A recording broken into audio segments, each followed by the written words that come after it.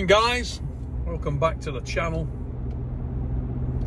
The Fat Lad Meal Pickup with you here. I'm on the road. Driving down to see a good mate of mine, Eddie the Beast Hall. I'm going to do some training today with Ed.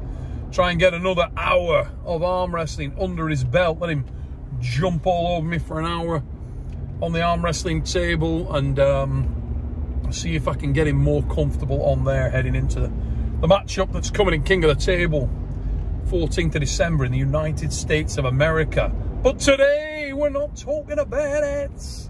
No, this journey is all about East versus West 15, because a dateline check as I record this, as I sit in the traffic with the sun beating down. Let me tell you, there is some traffic getting on my wickage, if I'm honest, but this journey always has a little bit of traffic en route. 50-mile-an-hour zones everywhere, and traffic is stupid throughout the day. But as I sit here, we're going to review a couple of matches, and the one I want to talk about today, guys, with you all is in the heavyweight division. Two incredible arm wrestlers, RINO MASIC of Croatia and IBRAHIM Sagov. Sagov, you may not know a lot about if you're new to the sport, if you're new to being a fan of the sport of arm wrestling. IBRAHIM has incredible wins under his belt in a relatively short career. This is a guy that has won the AMC, that has already in East versus West shown and proved just how dangerous he is. It's funny, my dad used to tell me stories, right, of a guy he used to work with when he was a very young man. This fella's name was Charlie Collar. My dad worked in a bus building garage in Lancashire, and East Lancs bus builders, or coach builders, this guy used to work, Charlie Collar. And Charlie, as legend at it, was an unbelievably strong man. Not gym trained, not a guy who was who's trained in a gym at all, no formal training of any description, wasn't a power lifter, wasn't a weightlifter. He was just a strong man, genetically, naturally. Guy could lift bus axles with lads sat on the end. You believe that story? So many men say it was true. Charlie Collar was unbelievably powerful. Now, IBRAHIM Sagov, for me, has a lot in common with Charlie Collar.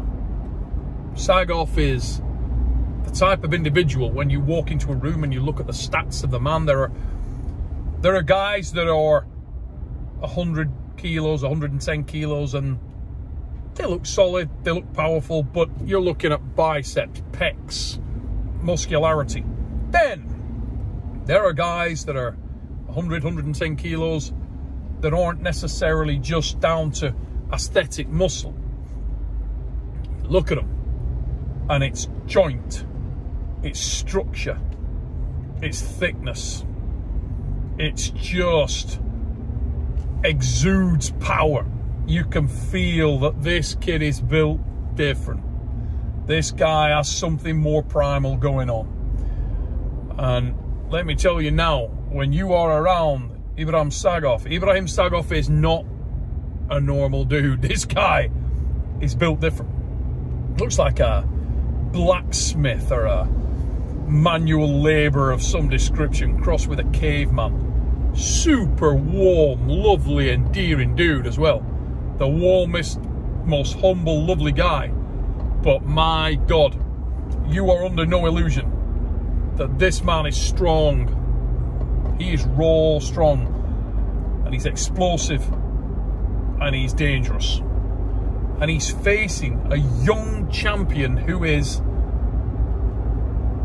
bred from the fire of arm wrestling. This guy's come up in that furnace, and he has walked with monsters since he could crawl. This guy has come up from a baby arm wrestling the very best in the world. And for those of you who've seen the progression of RINO MASIC throughout his career as a junior, as a senior, at the European Championships, the World Championships, his national championships, and other events around the world. This is a very well-travelled arm wrestler, despite his youth. One thing you will see is that he's extremely well-rounded, he's extremely technical, extremely gifted. I'm going to be honest with you, one of my favourite arm wrestlers of all time, never mind right now. RINO MASIC is class. The man is class. He's an arm wrestler. And I love that. I absolutely love that. This match is super intriguing for so many reasons. That raw power that I spoke about in IBRAHIM SAGOV. Can RINO MASIC match that? Can he outdo that? Can he better that? He himself is no shrinking violet when it comes to the top end strength. We've seen him match up with some unbelievable arm wrestlers from all around the world. Many of you will have seen the match with Bacho, Saginash Philly. We've seen him go head to head with another magnificent arm wrestler in the Chef, Panzer Sandrishedis of Latvia, another one of my favourite arm wrestlers in the world. And RINO MASIC at the moment has a winning record against that man. These are the things that make this match so exciting.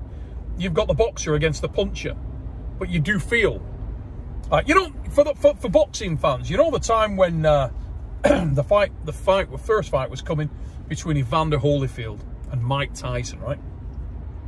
And at that time, everybody, as the match is being talked about, they're saying, oh yeah, but nobody's going to stand toe-to-toe with Tyson. Nobody's going to stand and trade with Mike Tyson. No. Evander Holyfield's going to box, surely. He's going to just move around him, he's going to throw combos, going to keep him off, keep him at range, then tie him up, then separate and start to work again. And he's going to wear him down. Now the fight comes, and that's a script that hasn't been read by Evander Holyfield. Oh no. Holyfield comes with a different game plan. He comes to try and take Tyson's head off and bounce it into the 5th row. And more notably, he did. He stops Tyson in a way that very few people envisage possible. Are we looking at the same here from young RINO MASIC? I can't wait, actually, to speak to RINO before the match. To speak to him and say, what is your game plan here? How do you see this thing? What do you feel? Do you feel you're stronger than this man? Or are you going to look to out-arm wrestle him? Are you going to look to use your technical versatility and polish and experience? He is the younger man, significantly younger, but significantly more experienced, and experience does matter. These are the questions that make this thing so exciting. In IBRAHIM SAGOV, you've got someone who doesn't have a backward step in them, who is raw, but brutally effective. Brutally being the key word. This is a guy that has enough top-end strength, enough explosivity, enough aggression to be very, very difficult to defeat. Particularly when the areas that he has that strength are probably the same areas that, given the opportunity, RINO MASIC would choose to address the match. It's the lanes that he would choose to take and to adopt within the match. Just going to take a brief pause at this point to say that once again, fate has kicked me in the dick with an iron boot, as I've just pulled up in another, this is like traffic jam 3, is this, or maybe even 4, 1 small one and 3 pretty good ones, on my way down to Ed's. I don't know what it is about this run, right? Every time I come down here, I've got limited time to work with Eddie anyway. It's like Brian Shaw's paid people to block up the M6. It really restricts everything that we're trying to do, the amount of time I can get on there. And I wouldn't mind, but I left like half an hour early today. Absolutely sickening. But enough of that. Let's get back onto the match. MASIC and Sagov. Who has the speed? So, speed's an interesting thing to talk about, isn't it? Speed can be a wonderful weapon, is a wonderful weapon if you can apply it and you have what you want in a match. The interesting thing here is that I think both people in this match are going to rev into each other. They're looking to go directly into each other's top end, and that should allow us to get a true read, a read for speed. But I wonder, if you're IBRAHIM Sagov, do you try to be the bully? Do you try to make sure that RINO MASIC is in some way restricted on the setup, feels blocked in, feels boxed? If you're RINO MASIC, do you try to use a little bit of that experience, a little bit of that technical nuance to do the same back? Do you throw feints? Do you throw in false movement to try and put the brakes on Sagov? Do you look to combinate? Do you look to move in a way that IBRAHIM wouldn't expect and then transition quickly to a different technique? These are all things that we're going to get answered on the 2nd of November.